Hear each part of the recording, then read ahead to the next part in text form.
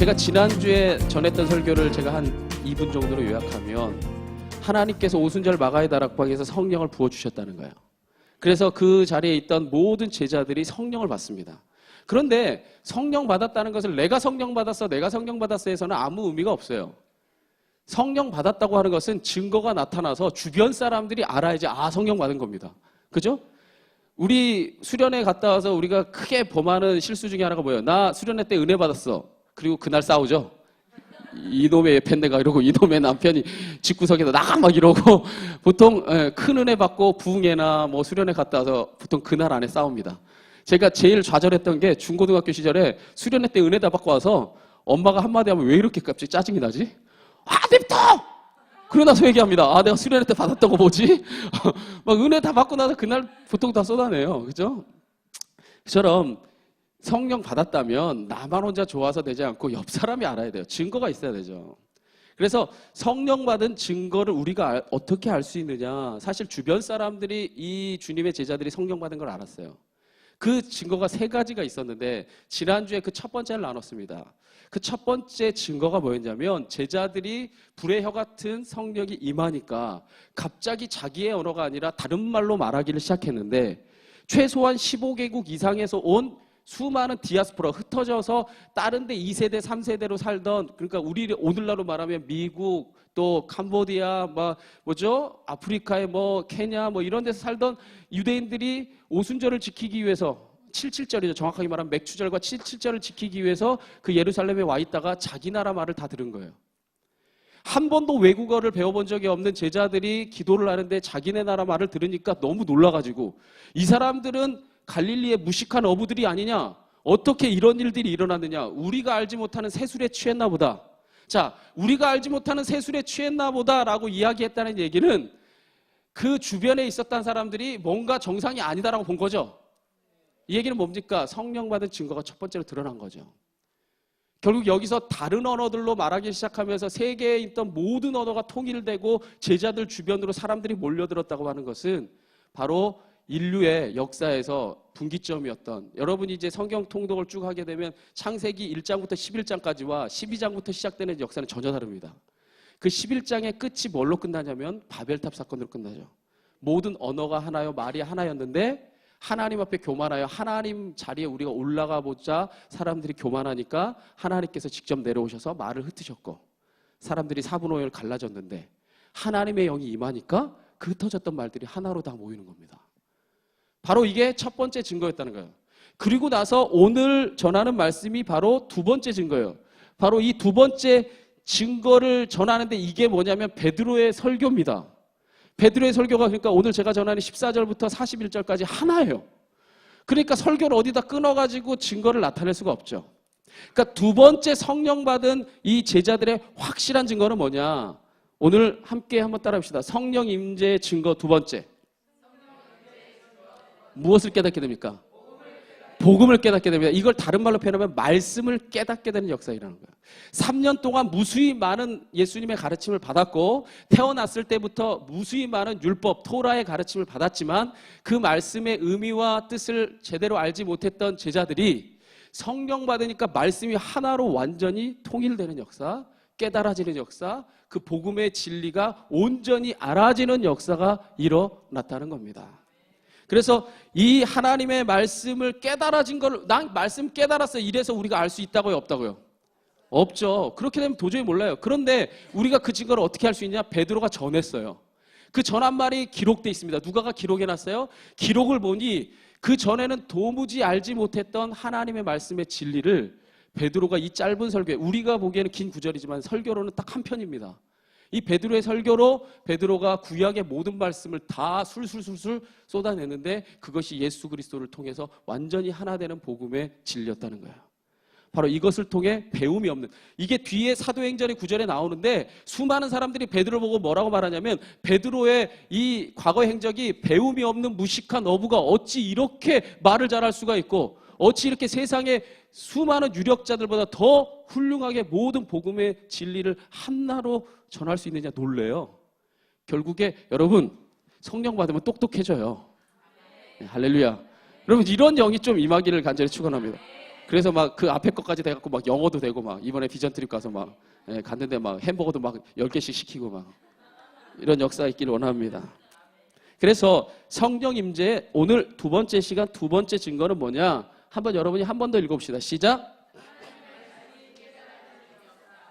그렇습니다. 하나님의 말씀이 깨달아지는 역사가 일어난 것입니다. 자, 하나님의 말씀이란 여기서 하나님의 말씀이라고 할 때 우리는 하나님의 말씀하면 뭘 생각해요? 성경 생각하죠. 그런데 여기서 제자들에게 하나님의 말씀은 성경이 아닙니다. 제자들은 지금 신약 시대에 있죠. 그죠? AD 약 30년 경에 있잖아요. 그러니까 이때는 신약 성경이 기록되기도 시작되기 전이에요. 처음 기록된 게 50년경 후반부터니까 바울부터 기록되니까 신약 성경은 없습니다. 그러니까 여기서 말하는 바로 하나님의 말씀이란 구약, 유대인의 경전으로 따지면 타낙이라고 이야기하는 바로 구약의 말씀인 겁니다. 자, 보세요.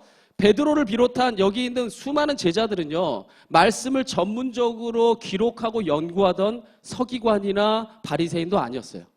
게다가 말씀의 의미를 풀어서 가르쳐주던 랍비는 더더욱 아니었습니다.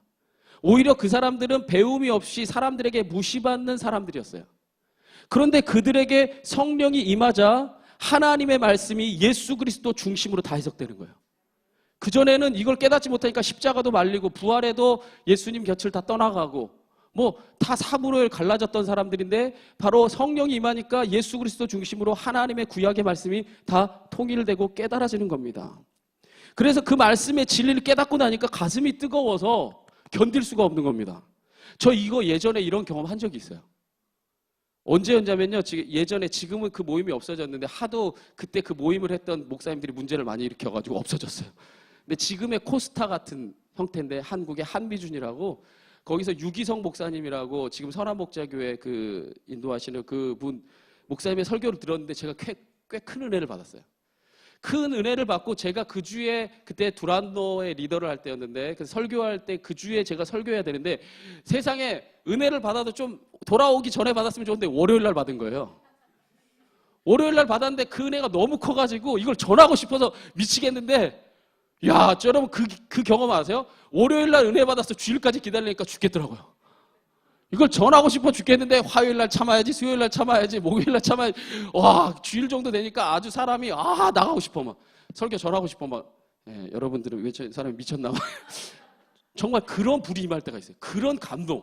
막 이거 정말 이 좋은 거 나누고 싶은 막 여러분 막 미장원 좋은 데만 가가지고 나누고 싶고 막 음식점 좋은 데만 가가지고 막 이거 같이 먹고 싶고 이거만 말고 막 복음이 진짜 나누고 지고 싶을 때는 와 어쩔 수 없더라고요. 막 가슴이 뜨거운 거예요. 베드로를 비롯한 이 성도 이 제자들이요 성령 받고 말씀이 깨달아지니까 가슴이 뜨거운 거예요. 전하지가 않을 수가 없는 겁니다. 마치 이건 요한복음에 나오는 수가성의 우물가의 여인처럼 정말 비천하고 사람들에게 숨어 다녀야만 했고 정말 초라하고 자기 자신이 부끄러웠던 이 여인이 예수님 만나고 나니까 물동이를 버려두고 동네로 나가서 와 보라 이가 그리스도가 아니냐 막 소리쳤던 그 수가성 우물가의 여인처럼 이 베드로를 비롯한 막 이 제자들이 막 가슴이 뜨거워서 어쩔 수 없는 거예요. 여러분 이때의 예루살렘 거리로 나간다는 얘기는 예수님처럼 십자가에 못 박혀 죽을 수도 있다는 얘기예요. 이제 후반부에 제가 설교할 때 이야기하겠지만 대제사장과 그 사두개파 사람들이요 이 베드로와 요한을 잡아 끌고 갑니다. 그리고 죽여버리려고 해요. 근데 백성들이 너무나 많이 추앙하고 따르니까 백성들이 무서워서 예수님보다 더 큰 세력이 돼버린 거예요. 이미 이제 오늘 설교 말미에 나오지만 이미 남자만 3,000명이 세례를 받아버렸으니까 이미 추종하는 세력이 너무 커지니까 그게 두려워서 위험만 하고 내쫓아요. 사실 지금 복음 전하러 나가는 베드로의 입장에서는 목숨이 부지될지 아니면 십자가에 매달릴지도 모르는 그런 위험한 상황이에요. 근데 그거 계산이 돼요, 안 돼요? 너무 뜨거우니까 안 되는 겁니다. 그리고 나가서 베드로가 전한 오늘 말씀이 그토록 긴 14절부터 41절까지 말씀이에요. 그러니까 하나의 말씀이기 때문에 제가 이걸 어디서 자르기가 어렵고 그리고 성령 임재한 증거가 3가지나 있는데 2가지 가지고 하나, 2개, 3개 자르면 여러분이 시험 들 것 같고 그러니까 첫 번째는 흩어졌던 언어가 통일되는 것, 2번째는 말씀이 깨달아지는 애, 다음 주에 이제 마지막 3번째 증거가 나오는 겁니다. 자, 그래서 그 시작이 이렇게 시작되죠. 베드로가 뛰쳐나가서 한번 14절에 여러분이 그 뜨거운 가슴으로 제가 지난주보다 설교 짧을 거니까 절대 염려하지 마세요. 긴 구절은 오히려 은혜 되려면 짧게 해야지 더 은혜 돼요. 할렐루야. 그래서 첫 번째 구절은 같이 한번 읽어봅시다. 시작.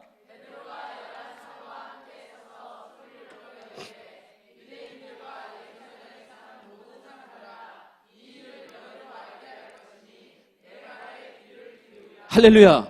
베드로가 11사도와 함께 서서 소리를 높여 이제 뜨거운 가슴입니다. 이르되 유대인들과 예루살렘에 사는 모든 사람들아 뭐를 알게 할 거다? 이 일을 알게 할 것이니 너 내 말에 귀를 기울여 봐라 얘기합니다. 여기서 그러면 이 일이 뭐냐? 그죠? 성령 받은 일입니다.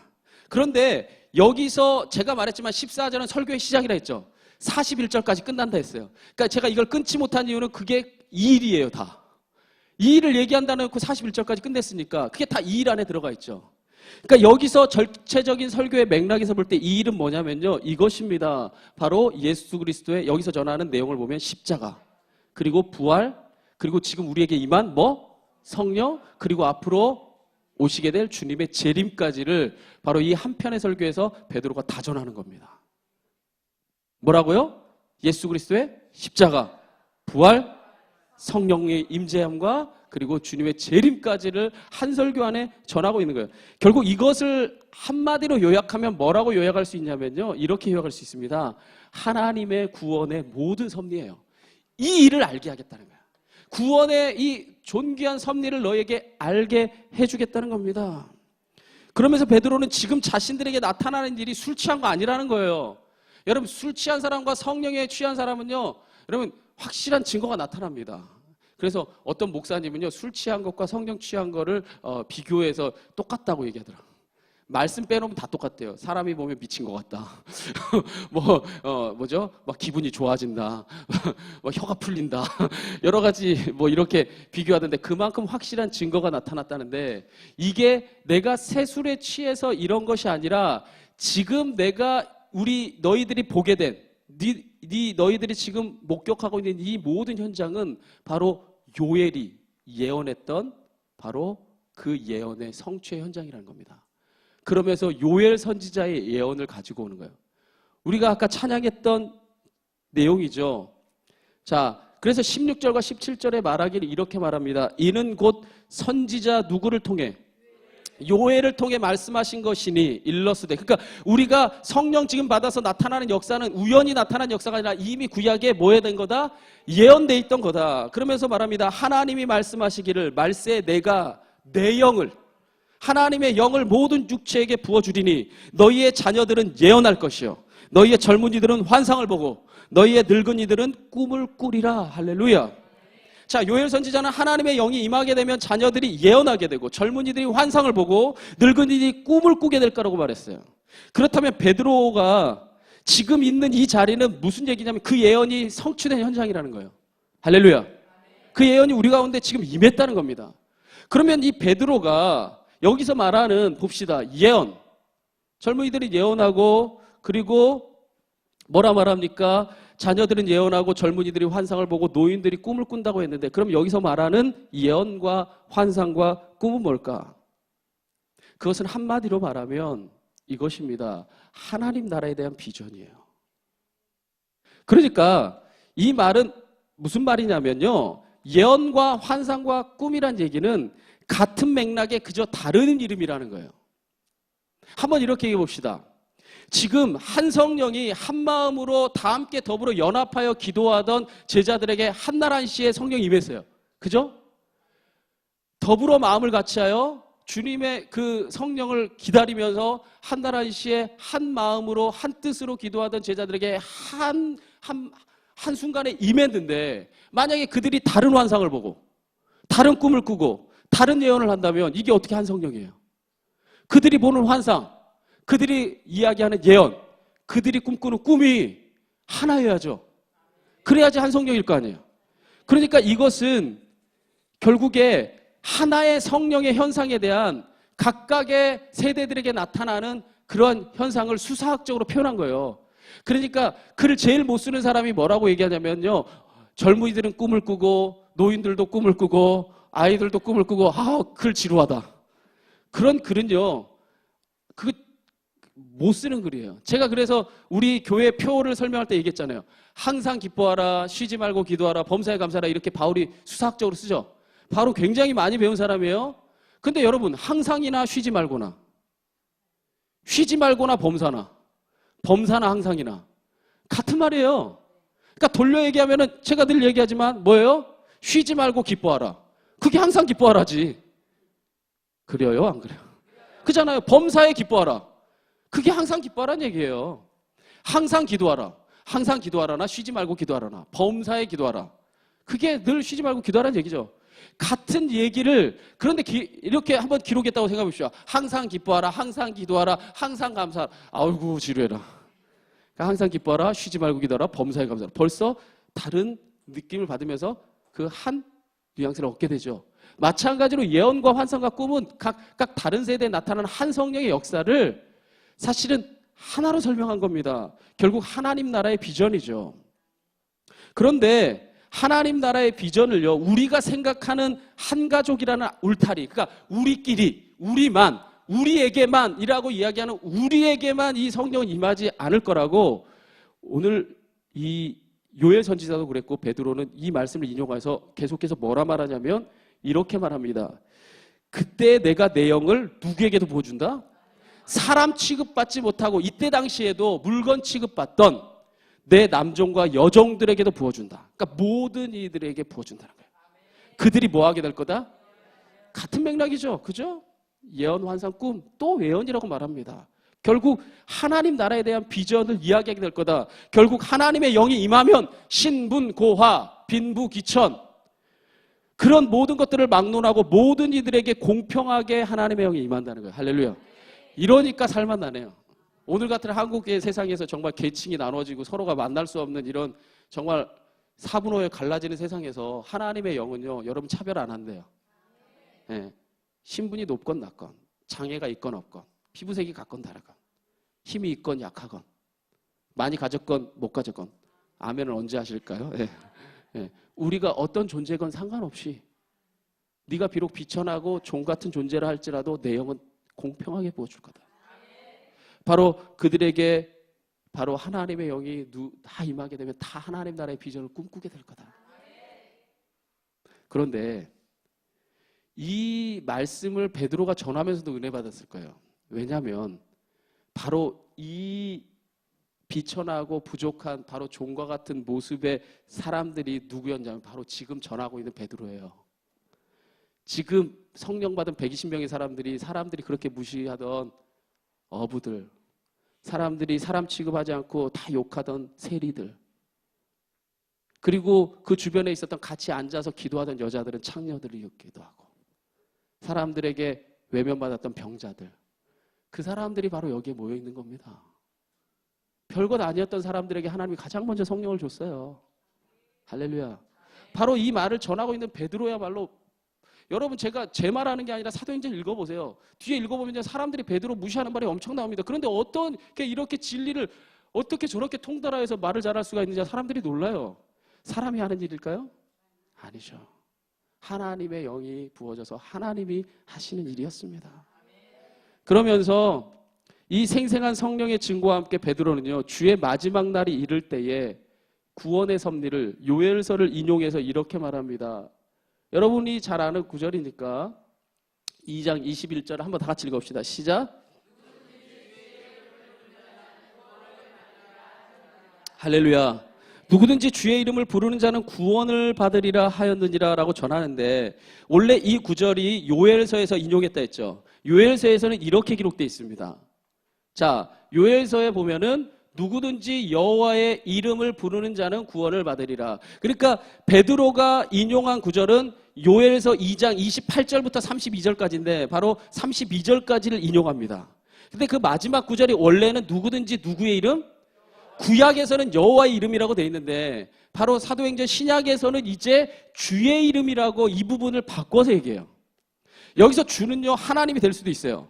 그런데 이제 제가 말했잖아요. 41절까지 전체적인 설교의 맥락이라고. 그러니까 전체적인 설교의 맥락에서는 여기서는 이제까지 한 번도 유대인들이 들어보지 못했던 이제 예수 그리스도를 주님으로 이제 나타내는 겁니다.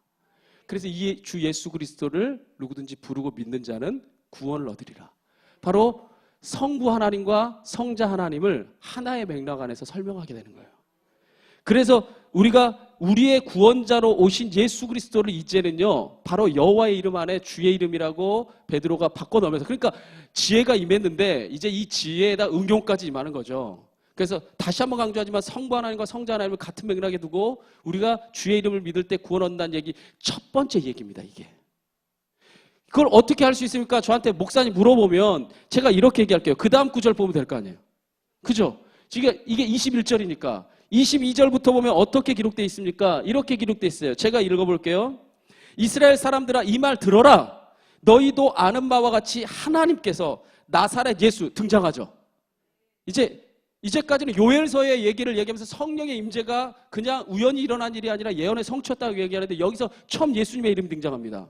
그러면서 뭐라 말하냐면요. 하나님께서 나사렛 예수로 큰 권능과 기사와 표적을 너희 가운데 베푸사 너희 앞에서 그를 뭐 하셨다? 증언하고 증거하였다. 그가 내 아들이라고 증거하였다. 그가 하나님께서 정하신 뜻과 미리 아신 바대로 내준 바 되었거늘. 어디에 내준 바 됐어요? 십자가에 내준 바 되었죠. 너희가 법 없는 자들의 손을 빌려 못 박아 죽였으나 십자가에 못 박아 죽였으나 하나님께서 그를 사망의 고통에서 풀어 살리셨으니 부활을 선포합니다. 가장 처음 선포하는 거예요. 이는 그가 사망에 매여 있을 수 없었습니다. 할렐루야. 이 짧은 구절 아래 예수 그리스도의 성육신, 공생의 십자가, 부활 다 들어가 있어요. 복음을 전한 겁니다. 베드로가 성령을 통해 예수 그리스도의 모든 사역의 의미를 깨닫지 않고는 전할 수 없는 얘기예요. 이건 예수 그리스도의 이 땅에 오신 의미와 목적, 십자가와 부활의 그 모든 섭리를 깨닫지 않으면 어떻게 이렇게 전하겠어요? 딱 한 구절 안에. 완벽하게 예수 그리스도의 성육신과 그리고 이 땅에서의 사역, 십자가, 부활까지를 완벽하게 요약하며 전합니다.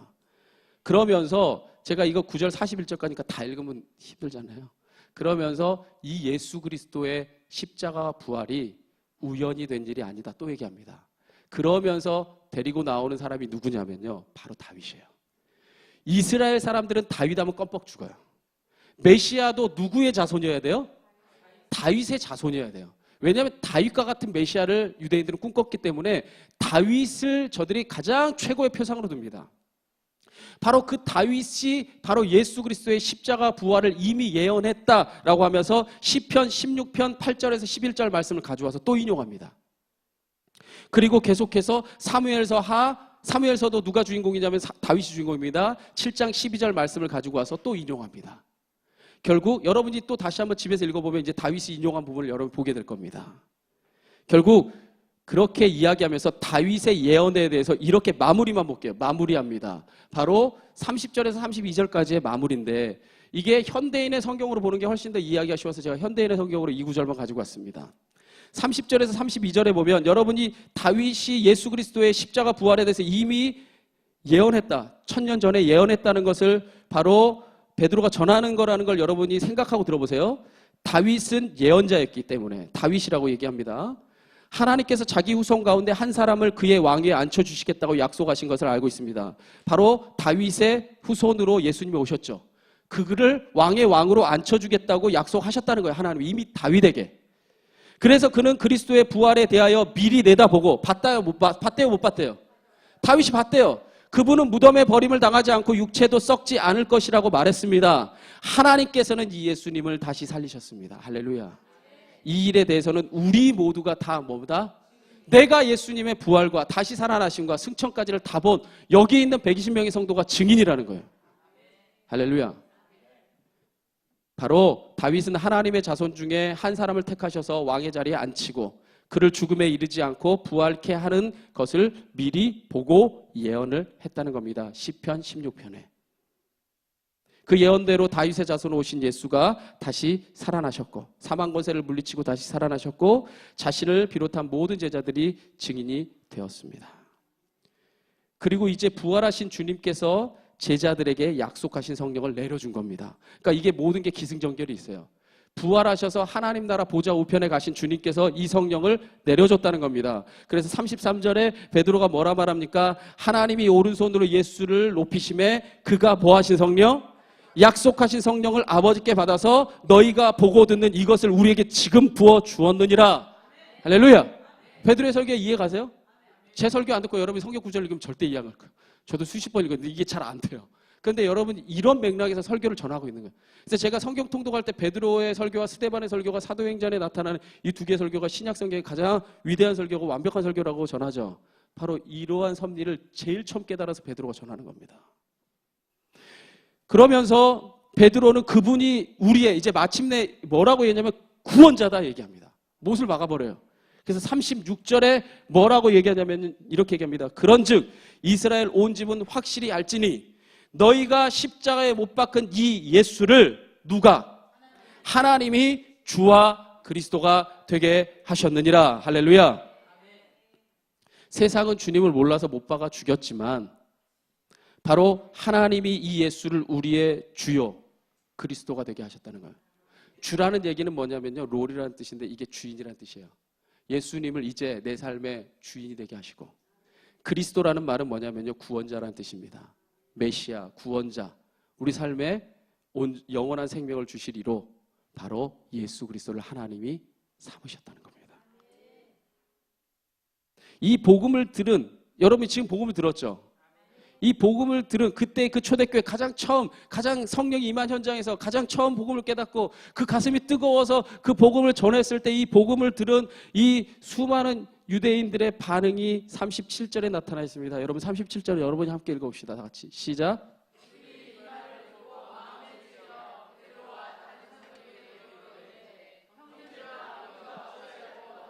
그들이 이 복음의 메시지를 듣고 마음이 찔려 베드로와 다른 사도들에게 120명의 사도들이 있었으니까 물었겠죠. 우리가 어떻게 해야 되냐? 내가 모르고 십자가에 못 박았다. 내가 예수 그리스도가 그런 분인지 몰랐다. 내가 그를 미워했고 내가 그를 정죄했고 침뱉었고 내가 버렸다. 내가 어떻게 해야 되냐? 그분이 하나님이었는데 우리가 어떻게 해야 되고 이 자리에서 어떻게 돌이켜야 되냐라고 이들이 진짜로 마음에 찔려서, 정말 여러분 예수님 당시에도 없었던 일입니다. 성령이 임재하지 않으면 일어나지 않아요. 여러분 성령이 여러분 안에서 감동하지 않으면 여러분 이 먼 데까지 여기 이 자리에 여러분이 왜 와요? 성령이 여러분이 마음을 움직이지 않으면 여러분, 제가요 말로 여러분 한 명도 설득할 수가 없어요. 저는 그 한계를 뼈저리게 깨닫습니다. 제가 그래서 상담을 잘 안 해요. 10시간 상담해서 막 울고 막 나랑 하나 된 것 같은데 다음날 보면 영 아니야. 근데 희한하죠? 하나님 안에서 10시간 기도하고 변화된 사람은 내가 이야기하지 않아도 하나님의 뜻을 따라 살더라고요. 결국에 뭐냐? 이건 성령이 임하니까 일어난 역사이지. 사람이 할 수 있는 일 아니에요. 여러분 그 무식하고 배움도 없고 다혈질이고 정말 사람들에게 인정도 못 받던 베드로가 한 번 뭔가를 전했다고 해서 사람들이 내가 어떻게 해야 될까 회개해요? 아니죠. 성령의 임재로 그들에게 역사가 일어난 겁니다. 그때 베드로가 저들에게 이렇게 말합니다. 베드로가 38절에 베드로가 이르되 너희가 회개하여 각각 예수 그리스도의 이름으로 뭐를 받고 세례를 받고 죄 사함을 받으라. 그리하면 성령의 선물을 받으리니. 회개가 뭡니까? 회개라는 말은요 메타노이아라는 뜻인데요, 내가 걸어가던 길에서 돌아선다는 의미입니다. 돌아서는 것으로 그치면 이거는요 자복입니다. 그냥 잘못했다는 것을 깨달은 거죠. 돌아섰을 뿐이기 때문에 깨달은 것일 뿐입니다. 이건 회개가 아니에요. 회개는 뭐냐? 내가 돌아서서 하나님을 향해 내 걸음을 옮겨가는 겁니다. 그러니까 너희가 어찌할 거라고 너희가 자복했고 잘못을 깨달았다면 돌아서고 하나님을 향해 나가 걸어가라. 그래서 그 결단의 증거가 뭐냐? 예수 그리스도의 이름으로 세례를 받고 내가 걸어가겠습니다라고 하는 결단. 우리가 결혼을 해서 혼인신고만 할 수 있죠. 그죠? 그래도 얼마든지 대한민국 헌법에 결혼으로 우리가 인정됩니다. 근데 결혼식은 왜요? 많은 사람 앞에 우리가 가정으로 이제 살아가겠습니다. 출발점이 되고 많은 사람들 앞에 우리의 이 가정이라고 하는 것이 우리가 함부로 막 왔다 갔다 할 수 있는 게 아니라 많은 사람들에게 공표하고 새로운 삶을 걸어가겠습니다라고 하는 증거로 삼는 거죠. 바로 세례가 그런 겁니다. 하나님 믿는 믿음으로 고백했을 때 우리가 이미 그리스도인이 됐지만 세례를 통해 내가 이제 주님의 길을 가겠습니다라고 하는 결단을 보이고 너희가 죄사함을 얻으라. 그러면 성령의 선물을 받게 된다는 겁니다. 저는 이 말씀을 보면서 오순절에 마가의 다락방에서 제자들이 성령을 받기까지 사실은 사순절부터 기도가 시작돼서 열흘 동안 그 다락방에서 기도했잖아요. 저는 이 열흘 동안에 제자들이 무엇을 했는지를 이 말씀을 통해 깨닫게 됩니다. 보세요. 지금 베드로가 이렇게 자신 있게 너희가 어찌할까 할 때 너희가 성령을 선물로 받을 수 있는 비결이 뭐냐면 회개라. 예수 그리스도의 이름으로 세례를 받아 죄 사함을 얻으라. 그러면 성령을 받을 것이다. 결국 이것을 베드로가 자신 있게 전할 수 있는 이유는 뭐냐? 베드로가 경험했기 때문이에요. 베드로가 그 길을 갔기 때문입니다. 그러니까 베드로가 이 열흘 동안에 마가의 다락방에서 기도할 때 베드로를 비롯한 120명의 성도들이 뭐 한 거냐면요, 바로 회개한 겁니다. 내가 하나님의 뜻을 쫓아 살지 못했습니다. 내가 주님의 그 십자가 의미를 깨닫지 못하고 내가 그 길을 온전히 받아들이지 못하고 제자된 삶을 살지 못한 걸 내가 회개합니다. 그리고 예수 그리스도의 뜻을 쫓아 살고 싶습니다. 하나님, 내 모든 죄를 용서해 주십시오. 바로 120명 성도들이 마가의 다락방에서 예수 그리스도를 온전히 믿지 못하고 그 복음의 진리를 따라 살지 못했던 자신의 과거를 돌아보고 회개한 겁니다. 그리고 예수 그리스도를 마침내 자신의 구주로 모셔드린 거죠. 그리고 죄사함의 역사가 그때 바로 임하였고 그 순간에 바로 성령이 임재한 겁니다. 자신이 경험한 거예요. 그러니까 너희가 회개해라. 그 결단으로 세례를 받고 너희가 주님 안에 성령을 선물로 받으라. 바로 그 하나님의 역사를 유대인들에게 선포했을 때 어떤 역사가 일어났는가? 41절이 그 증거를 말해줍니다. 여러분, 41절까지 왔어요. 길었어요? 지금 제가 했던 설교 중에 제일 짧게 했어요. 14절부터 41절까지 제가 거의 빼지 않고 몇 구절 빼고는 다 했어요. 이게 기적입니다. 예, 제가 딱 한 단어 가지고도 한 주 설교를 했는데 14절부터 무려 41절까지 벌써 끝났습니다. 41절에 어떤 역사가 일어나냐? 여러분이 감동을 받았으니까 감동의 목소리 한번 다 같이 읽어봅니다. 시작.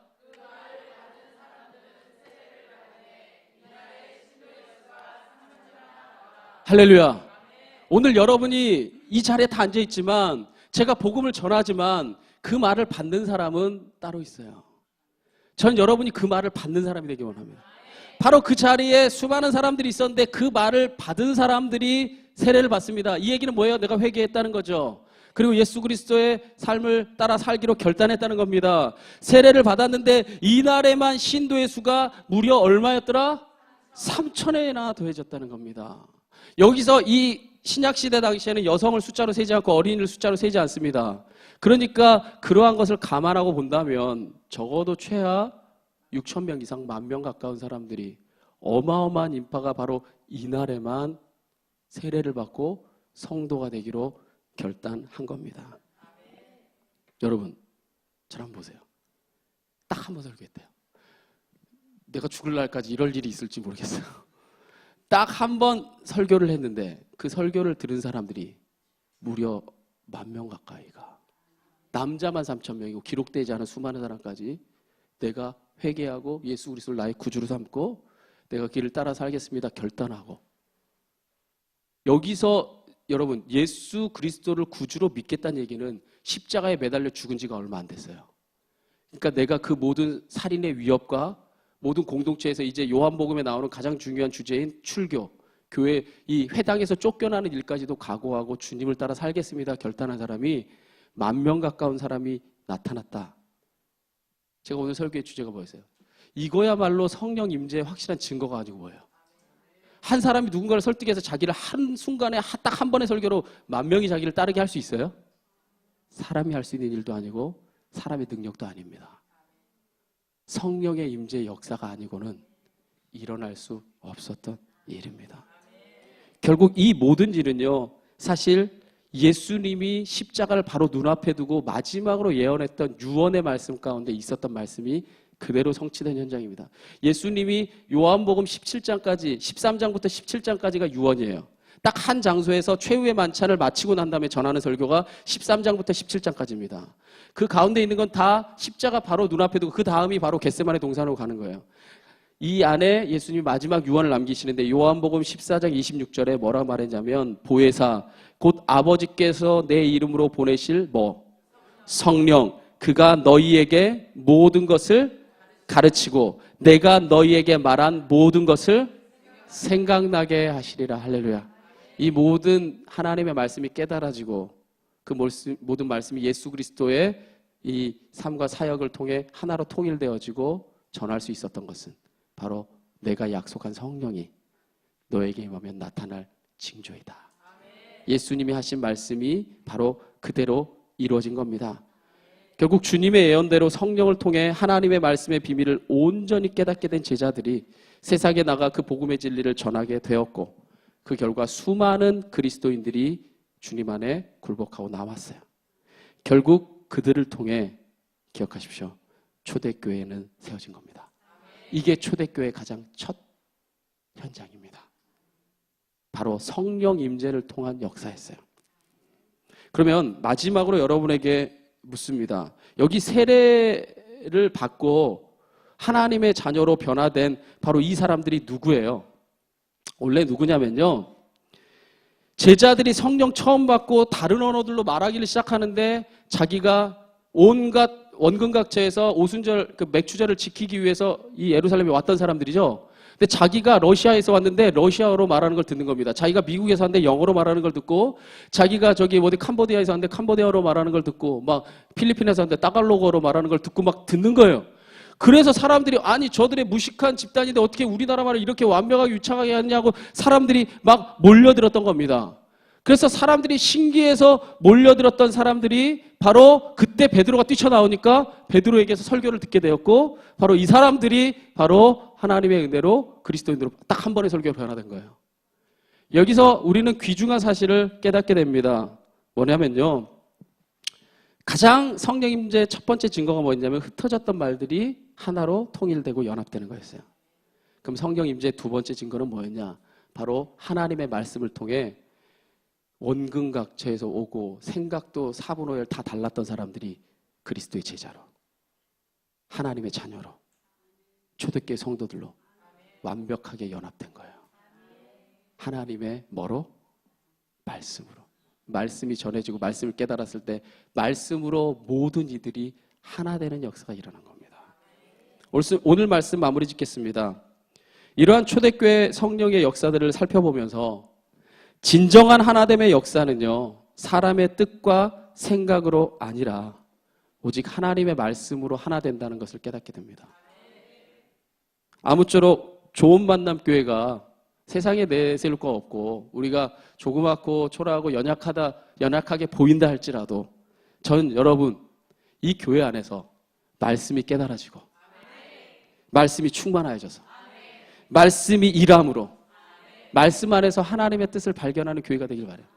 저는 그것이면 세상이 알아주는 그 어떤 건 아니라도 해도 교회의 존재의 이유가 분명하고, 우리가 살아가면서 이 말씀으로 인해서 하나님의 진리를 깨달아 진짜 기쁨과 감사와 행복 가운데 살아갈 수 있다면 우리가 진정으로 삶의 의미들이 살아나리라 믿습니다. 아무쪼록 여러분 말씀이 충만한 사람이 되어서 세상 속에 하나님의 뜻을 전하는 하나님의 성령의 사람이 되기를 간절히 원합니다.